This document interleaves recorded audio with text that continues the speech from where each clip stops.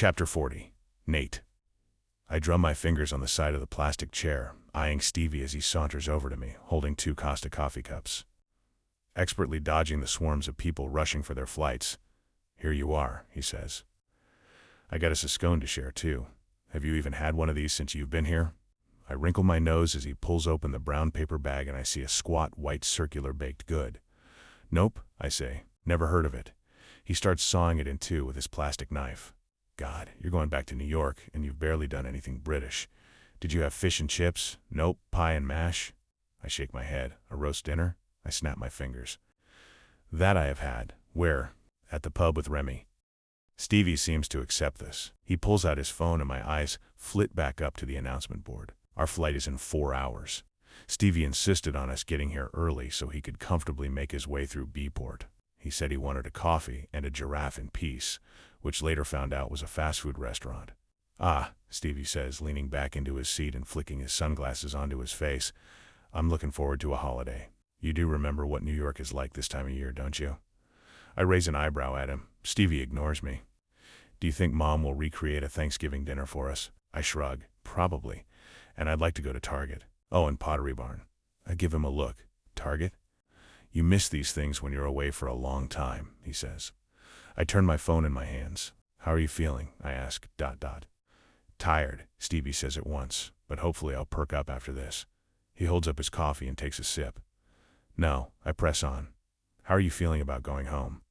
I keep looking at Stevie, waiting for him to push me aside or pull out his phone in a defensive huff, but he doesn't. Since our chat last week, he finally seems willing to talk to me. "It's a miracle. I feel okay," he says.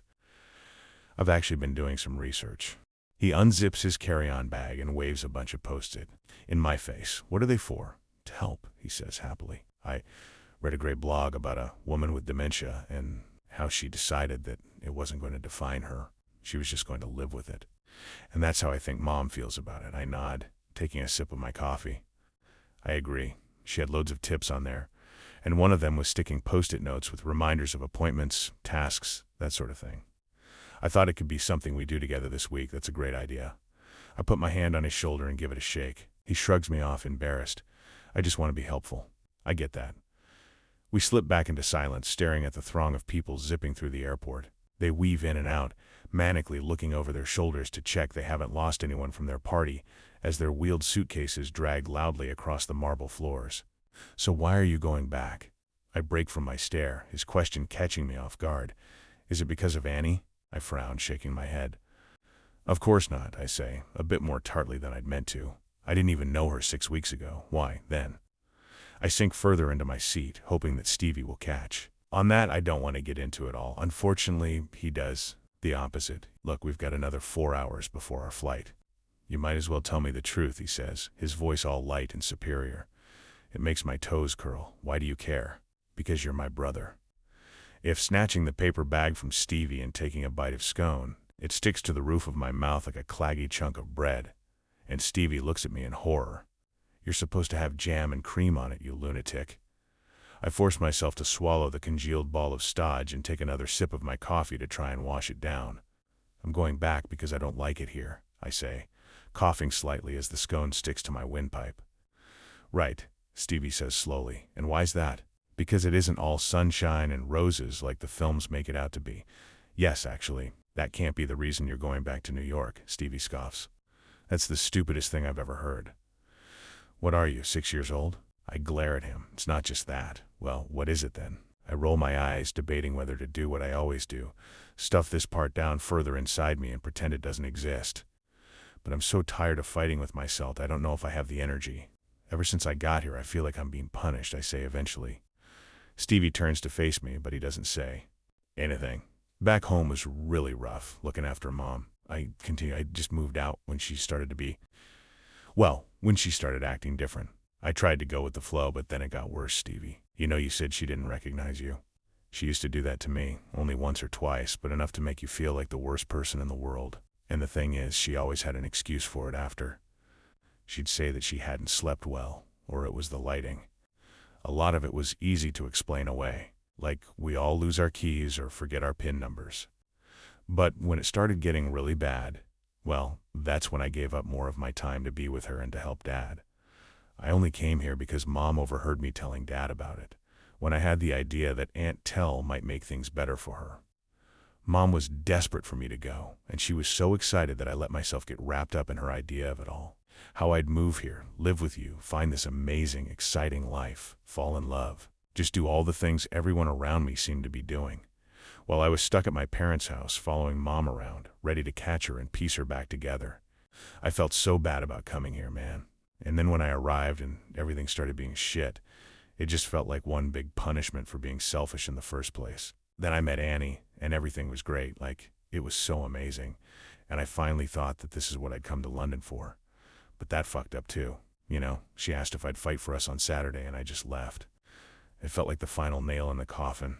I needed to grow up and come home, take care of Mom, do what I needed to do. I think Dad does a pretty good job of taking care of Mom, Stevie says in a small voice. Well, what about Dad, then? I cry, finding it hard not to explode. Who is taking care of him, Nate? Stevie says. You know it's not your job to take care of everyone, right? I mean, you do a good job of it. But you need to take care of yourself, too. I shake my head, running my hand roughly through my hair. We both look forward, the clock flicking over to 7:30. Annie's so talented, Stevie says eventually. She made my costume for Saturday. I only asked her to mend it, but she transformed it. Yeah, I sigh. She's really talented. I think she's going to do it as a business, so you should use her again. Stevie pulls out his phone. Nah, she said my costume was the last she was making. My friend asked if she'd do a commission for him, and she said no. What? My eyes snap up from my coffee. She's giving it up. She can't do that. Stevie looks at me, and why's that? Because she's incredible. I cry, throwing my arms in the air. I mean, she just can't do that. To my annoyance, I notice Stevie start to laugh. What? I snap hotly. He holds his hands up defensively. It's just all so mad to me, he says. I mean, fuck, you're a better person than I am, but all the drama. You think you're cursed because you've had a few bad weeks in London? Fuck off. And you do know the chirps are proper into Annie, don't you? And she asked you to stay and fight for her. But you're here, sat with me, waiting to go back home, so you can, what? Live in our parents' spare bedroom for the rest of your life. I shoot him daggers, but he's still grinning at me. You're the one always harping on about the universe and luck and all that bullshit. Are you really going to leave it like this? Well, what do you expect me to do? I demand. I don't know, Stevie shrugs nonchalantly. Tell her how you feel. Call her, at least. She's blocked my number. Romance.